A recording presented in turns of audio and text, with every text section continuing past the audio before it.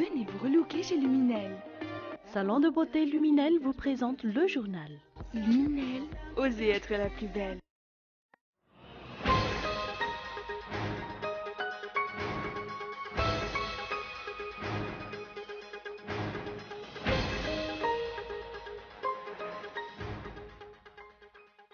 Le mouvement Mitsanganari Malagas prévoit de rencontrer la population tananarivienne ce samedi au gymnase couvert Mamasan pour évoquer plusieurs points relatifs à la vie de la nation.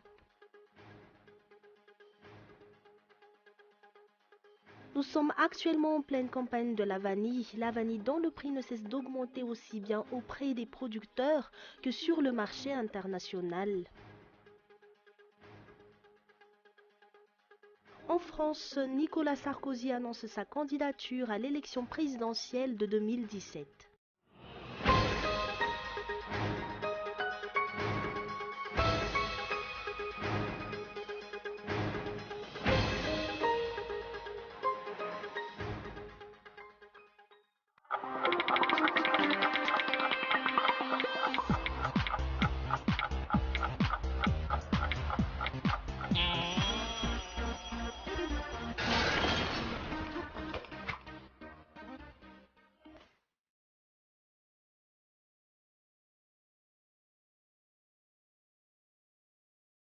Venez vous relooker chez Luminel.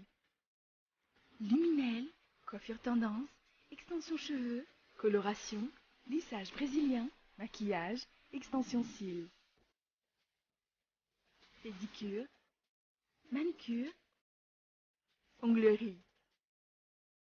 Luminel Béorirk vers Escalier 4 foot. L'Avant Center, 4e étage, box 418. Luminel, osez être la plus belle.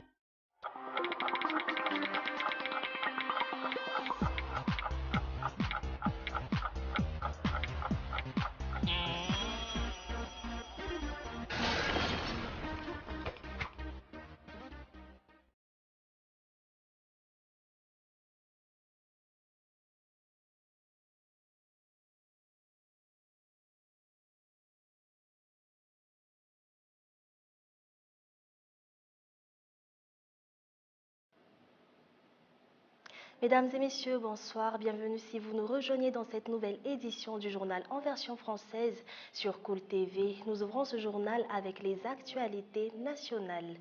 Le mouvement Mitsanganari Malagas prévoit de rencontrer la population tananarivienne ce samedi au gymnase couvert Mamasan. Il a ainsi déposé une demande auprès de la commune urbaine de Tananarive. Des sujets ayant trait à la politique, l'économie et le social y seront évoqués et débattus. Les détails avec Boaz Hazanatsu. Ce matin, dès l'ouverture des bureaux de la commune urbaine d'Antananarivo, le mouvement Mitsanganari Malagas a déposé une demande relative à l'utilisation du gymnase couvert Mamasan. Ce mouvement prévoit en effet d'y rassembler ses membres ainsi que la population d'Antananarivo pour évoquer plusieurs points relatifs à la vie de la nation. Une rencontre qui se tiendra ce samedi. Mitsanganari Malagas est en effet convaincu que des discussions et des échanges directs avec la population sont nécessaires afin de restaurer la confiance entre cette dernière et les politiciens. Ainsi, divers sujets ayant trait à la politique, à l'économie, au social y seront évoqués et débattus. Ce mouvement a ainsi respecté les conditions requises afin de pouvoir tenir cette grande rencontre, une rencontre qui se tiendra dans le calme. Les membres de ce mouvement donnent ainsi rendez-vous à la population tananarivienne ce samedi 27 août. Les parents d'élèves dans la commune de Talatan-Vulnouj étaient venus en masse ce jour pour profiter de l'offre proposée par l'association Veivavi Malagas Miaramieng. Depuis quelques semaines, ces dernières sillonnent les marchés pour vendre des fournitures scolaires à prix réduit. Une initiative visant à alléger les charges parentales et à garantir ainsi une meilleure préparation de la rentrée scolaire. Les parents d'élèves ont loué cette initiative et souhaitent qu'elle soit rééditée durant les jours de marché. Certains d'entre eux n'ayant pas les moyens d'acheter en une fois toutes les fournitures scolaires de leurs enfants. Un souhait que les membres de l'association Veivav Malagas Miaramieng a promis d'exaucer. Après Talatan Vulnouj, les membres de cette association se rendront à Ivat demain. Mais également dans l'actualité, les avis des membres du Sigma au syndicat général maritime de Madagascar sont partagés concernant la suspension du secrétaire général du dit syndicat. Si certains approuvent cette décision qui a été prise par les membres du bureau national, d'autres en revanche s'y opposent, affirmant que cette suspension n'est pas légale, notant que actuellement les membres du Sigma se réunissent en assemblée générale extraordinaire. Gaëtan Andjiatslav. L'Assemblée générale extraordinaire organisée ce jour par le Sigma ou syndicat général maritime de Madagascar s'est opposée à la suspension provisoire du secrétaire général du dit syndicat. Pour les membres de ce dernier, il s'agit de renforcer la collaboration existante et non de défendre des intérêts particuliers. Nous appelons ceux qui ont fait des déclarations dans les médias à collaborer ensemble afin de réaliser des bonnes choses pour le pays, s'ils souhaitent encore rester au sein du Sigma, mais s'ils ne se soucient pas des intérêts communs, qu'ils quittent le syndicat. Pour nous, Arnoun Lucien Razafnjaïbe est l'unique secrétaire général du Sigma. Tsy misy secrétaire général du Sigma eto Madagascar, raha tsy Andriamatoa Lucien. S'exprimant pour la première fois après la décision de suspension prise à son encontre, le secrétaire général du Sigma a affirmé que cette suspension ne respecte pas le statut du syndicat. Il a en outre précisé que toutes les accusations ne sont pas fondées.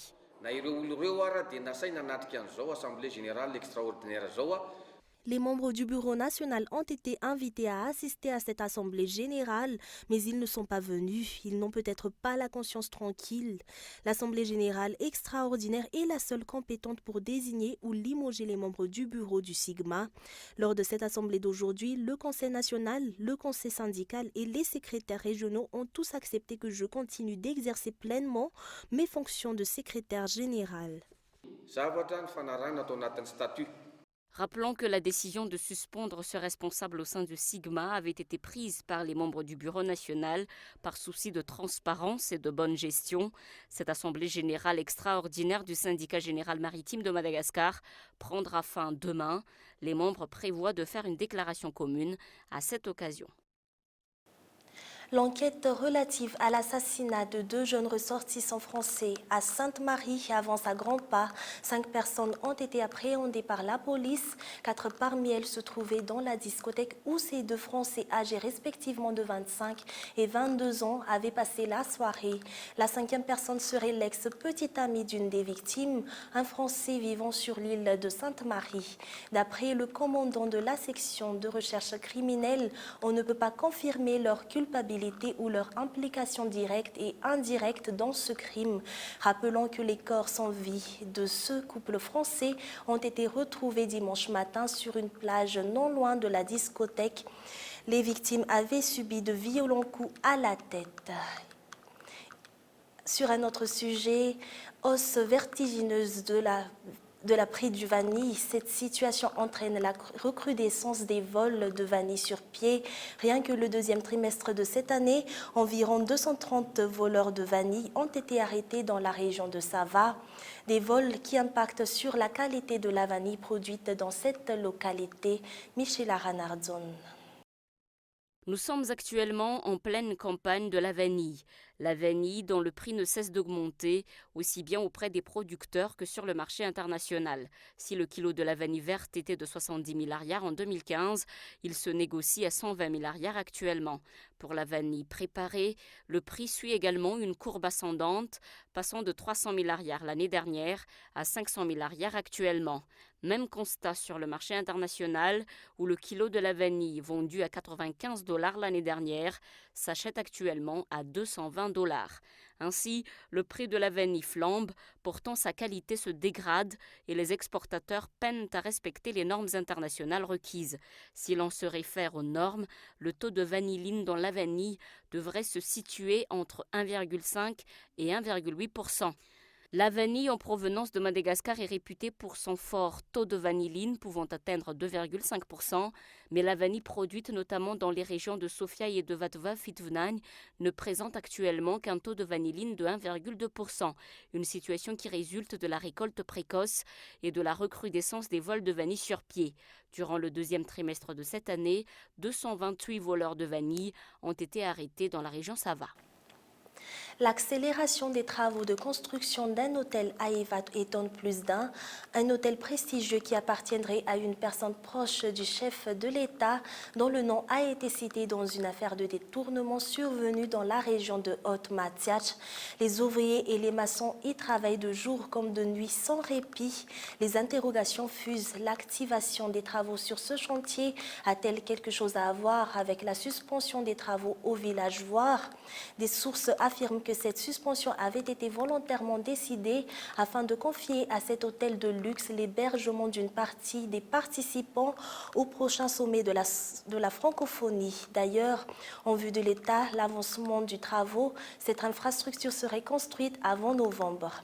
Passons maintenant aux actualités internationales. En Turquie, l'armée syrienne et une coalition de judaïstes et de rebelles islamistes se livrent une guerre sans merci. Les forces kurdes syriennes ont également réussi à avancer face aux forces alliées et les miliciens kurdes aussi, suivant le reportage de France 24. Les Kurdes d'Irak dépendent du point de vue géographique et du point de vue politique de la Turquie. Une bonne fois pour toutes, ils ont choisi, n'ayant d'ailleurs pas d'option autre, ils ont choisi que le pétrole et le gaz qu'ils produisent sera véhiculé vers la Turquie. Il n'était pas possible de le véhiculer vers la Syrie, il n'était pas possible de le véhiculer vers le reste de l'Irak, pas possible de le véhiculer vers l'Iran. Donc, ils sont en quelque sorte les clients de la Turquie et ils ont lié avec eux une alliance circonstancielle. Il n'y a pas très longtemps, la Turquie était extrêmement hostile à l'autonomie d'un Kurdistan en Irak. Maintenant, ils sont très présents. Beaucoup d'immeubles ont été construits par eux. Ils sont présents du point de vue politique, ils sont présents du point de vue économique. Ce qu'on achète d'une façon générale au Kurdistan d'Irak, c'est-à-dire dans la partie nord qui est sous l'influence de M. Massoud Barzani, est turc. L'État islamique, il l'a appuyé lors de la bataille de Kobané contre les Kurdes de Syrie, qui étaient évidemment aidés autant que faire se peut par les Kurdes de Turquie. Bon, que veut M. Erdogan? M. Erdogan, ce qu'il veut, c'est l'affaiblissement des Kurdes d'une façon générale en Turquie, l'écrasement, si possible, du PKK, ce qui semble difficile parce qu'il y a finalement 25 ou 30 ans que ce parti existe et qu'il n'a pas pu être écrasé par une guérilla, puisque ce n'est pas seulement un mouvement terroriste, c'est un mouvement de guérilla également. Et il est donc l'allié de tous ceux qui sont contre les Kurdes, qu'ils soient en Turquie ou qu'ils soient en Syrie. Alors, ce qui ennuie M. Erdogan aujourd'hui, c'est que les Kurdes de Syrie, qui sont la seule force combattante sérieuse contre le Daesh en Syrie, et qui sont aidés par les Américains, qui sont aidés aussi par les Français, qui sont aidés également par les Russes, eh bien, ces Kurdes-là viennent de remporter une victoire stratégique très importante dans la ville de Mandij, c'est-à-dire le verrou qui sépare la Turquie de la Syrie et à travers lequel pouvaient être acheminés des renforts pour les islamistes, qu'ils soient du Daesh ou qu'ils soient de Jabhat al-Nusra. En France, Nicolas Sarkozy annonce sa candidature à l'élection présidentielle de 2017. Les détails toujours avec France 24. Tout pour la France. Voici le livre-programme dans lequel Nicolas Sarkozy dévoile dès les premiers mots son ambition. J'ai décidé d'être candidat à l'élection présidentielle de 2017. Il joue la carte de l'expérience et se croit obligé de préciser « Je n'ai aucune revanche à prendre, aucune querelle d'ego à régler. » Depuis plusieurs jours, les soutiens ont été habilement mis en scène. Christian Estrosi, le chiracien Christian Jacob ou encore Gérald Darmanin. Dans ce livre, il déroule son programme. Déjà en matière d'économie. Dégressivité des allocations chômage, moins 20% au bout de 12 mois, puis à nouveau moins 20% au bout de 18 mois. Un temps de travail décidé librement dans les entreprises par référendum, l'alignement des retraites du public sur le privé. Il confirme une baisse de 10% de l'impôt sur le revenu dès l'été 2017. Il est le seul candidat de droite à le faire. L'identité et la laïcité seront aussi au cœur de sa campagne. Le message adressé aux immigrés est limpide. Je crois utile de leur imposer l'assimilation et non pas seulement l'intégration. En clair, c'est aux immigrés de s'adapter à la France et pas l'inverse. Nicolas Sarkozy confirme aussi son opposition au voile à l'université et au menu de substitution dans les cantines. Enfin, sur la lutte contre le terrorisme, il veut placer en rétention les personnes fichées S, une mesure choc qui fait polémique. Avec ce livre, Nicolas Sarkozy veut donner le tempo de cette campagne à droite. Et voici un bref rappel des principaux titres développés de ce soir. Le mouvement Mitsanganari Malagas prévoit de rencontrer la population tananarivienne ce samedi au gymnase couvert Mamassn pour évoquer plusieurs points relatifs à la vie de la nation. Nous sommes actuellement en pleine campagne de la vanille dont le prix ne cesse d'augmenter aussi bien après des producteurs que sur le marché international. Et enfin, en France, Nicolas Sarkozy annonce sa candidature à l'élection présidentielle de 2017. Et c'est la fin de ce journal. On vous donne rendez-vous demain à la même heure. Très bonne soirée et excellente suite de programmes sur Cool TV. Au revoir.